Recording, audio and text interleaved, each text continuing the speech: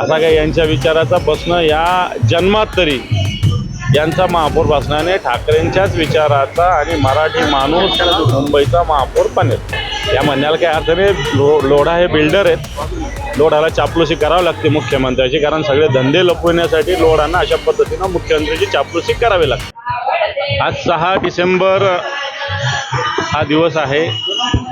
तसं पाहायला गेलं तर या हिंदुस्थानाच्या इतिहासात हे 2 दिवस अतिशय महत्त्वाचे।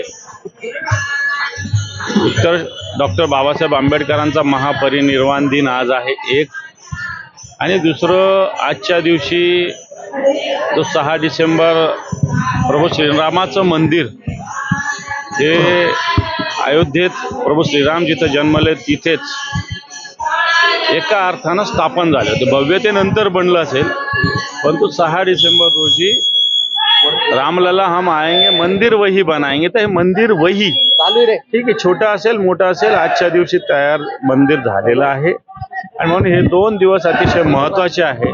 आणि आज हे दोन्ही दिवस तसं पाहिलं गेलं तर महापरिनिर्वाण दिन, बाबासाहेबांनी आपल्या देशाला घटना दिली, संविधान दिलं, त्यांचं महापरिनिर्वाण आजच्या दिवशी झालं। खरं तर एक मोठी दुर्घटना म्हणता येईल याला, पण बाबासाहेबांनी या जगाला, नुसतं हिंदुस्थानाला नव्हे तर एक दिशा देण्याचं काम केलं आहे। भले आजच्या काळामध्ये या सगळ्या याच्यापासून भारताचं सरकार, हिंदुस्थानचं सरकार इकडं तिकडं जात असेल, परंतु ते पुन्हा ठिकाणावर यायचं असेल तर त्याला संविधानच महत्त्वाचं आहे, जे बाबासाहेब आंबेडकरांनी दिलं।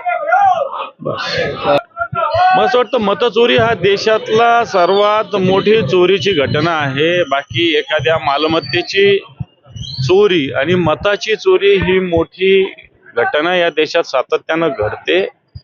आणि लोकशाहीत अशा पद्धतीनं जर माणसाचा, व्यक्तीचा सर्वात महत्त्वाचा अधिकार कोणता असेल तो मतदानाचा आहे।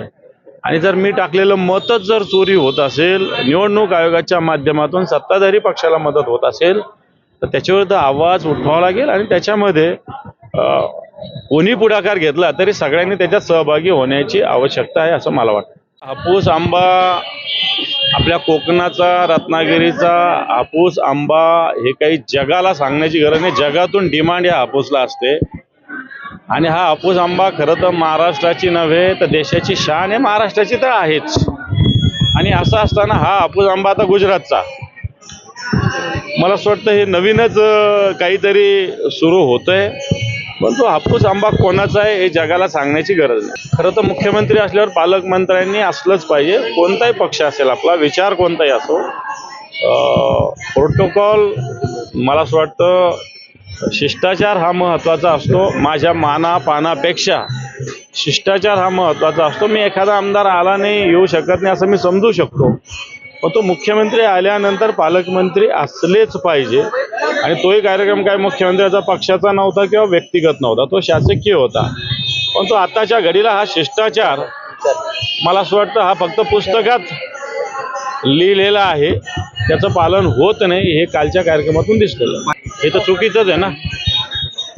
मांसाहार शाकाहार ज्याचा त्याचा स्वातंत्र्याचा मुद्दा आहे, कोण शाकाहारी असेल कोणी मांसाहारी असेल, ज्याचा त्याचा अधिकार असताना त्या आहारावरून घर नाकारणाऱ्या व्यक्तीवर आम्ही याच्यासाठी कायदा करा अशी मागणी केलेली आहे मागच्या अधिवेशनामध्ये, की अशा पद्धतीनं अशा मराठी म्हणून किंवा दुसरी कोणती भाषा म्हणून नाकारणाऱ्यावर कायद्याने गुन्हा दाखल झाला पाहिजे, ही मागणी मागच्याच अधिवेशनात केली आहे। परंतु सरकारला याच्यात कोणताही इंटरेस्ट दिसत नाही। बाजारात तुरी, आपल्याकडे म्हण आहे बाजारात तुरी, आणि आता शब्द तो वापरावा नाही, भटभटणीला मारे अशा प्रकारची आपल्याकडे म्हण आहे। त्यामुळे अजून तुरी बाजारातच असताना यांचा महापौर, यांचा दोघांचाही महापौर बसणार नाही। ठाकरेंच्या विचाराचा, ठाकरेंचाच महापौर मुंबईमध्ये बसणार, असा काही यांच्या विचाराचा प्रश्न या जन्मात तरी यांचा महापौर बसण्याने ठाकरेंच्याच विचाराचा आणि मराठी माणूस मुंबईचा महापौर बनेल या म्हणण्याला काही अर्थ नाही। लोढा हे बिल्डर आहेत, लोढाला चापलुसी करावी लागते मुख्यमंत्र्याची, कारण सगळे धंदे लपवण्यासाठी लोढांना अशा पद्धतीनं मुख्यमंत्र्याची चापलुसी करावी लागते। हो, आता जो प्रभू श्रीराम मंदिरावर जो पताका लावला गेला त्याच्यावर वृक्षाचं चित्र आहे। वृक्ष म्हणजे पर्यावरणाचा संदेश याच्यातून दिलेला आहे, जो आपल्या संस्कृतीत आहे। असं असताना तपोवनातली पूर्ण वृक्षभूमी नष्ट करण्याचं काम चालू आहे. बरं, तपोवन हे प्रभू श्रीरामाच्या पदस्पर्शाने पावन झालेलं क्षेत्र आहे आणि जे फार दिवस नाही झाले, 8च दिवस झाले पताका लावून, आणि नंतर त्यांच्याच पक्षाचे लोक या तपोवनातले पूर्ण वृक्षाचा नायनाट करण्यासाठी निघाले. समस्त याच्यात पक्षाचा कोणताच मुद्दा नाही. समस्त वृक्षप्रेमी म्हणणारे पर्यावरणवादी आणि सगळ्या सामाजिक संघटना, राजकीय पक्ष या वृक्षतोडीच्या विरोधात आहे. भारतीय जनता पार्टीचा दुटप्पीपणा याच्यातून दिसतो. मला असं वाटतं हा त्यांच्या अंतर्गत प्रश्न आहे, आम्हाला त्याच्याशी काही घेणं आहे. मला असं वाटतं मी माझ्या मनाने कोणत्याही गोष्टी करत नाही. माननीय उद्धवजी ठाकरे साहेबांच्या आदेशाने, उद्धवजी ठाकरे साहेबांच्या मार्गदर्शनाने त्या गोष्टी होत असतात. मी काही पक्षातला अधिकारी नाही कोणाला घ्यायचं कोणाला काढायचं. मी पक्षातला एक शिवसैनिक आहे आणि उद्धवजी ठाकरे साहेबांचा आदेश त्यांनी जसा दिला तसा अंमलबजावणी करणं एवढंच माझं कर्तव्य, ते मी करतो. हर्षवर्धन जाधव आणि उद्धवजी भेटले ना काल मातोश्रीवर, हे तर सत्य आहे. काय चर्चा झाली ते उद्धवजी ठाकरे साहेबांनी हर्षवर्धन जाधवांनाच माहिती. तेव्हा मी काय त्याच्यावर बोलणं काही योग्य नाही. काही वाद नाही. खैरे साहेबांना त्यांचं मत मागण्याचा अधिकार आहे, त्यांचं मत व्यक्त करण्याचा अधिकार आहे. परंतु मला असं वाटतं खैरे साहेबांच्या मतापेक्षा उद्धवजींचा विचार माझ्या दृष्टीनं महत्त्वाचा असतं ना. आता मतांतर असं सगळ्याच एकमत थोडी होत असतं. सगळ्यांचं एका पक्षात एकमत नसतं तर सगळ्या पक्षात थोडी एकमत होणार आहे. मतांतर असणं काही फार वाईट अशातला काही भाग नाही. लोकशाहीचा तो एक भाग आहे. निवडणुका तर होणार ना, जानेवारीच्या आत व्हावा, करावंच लागणार सगळ्या निवडणुका.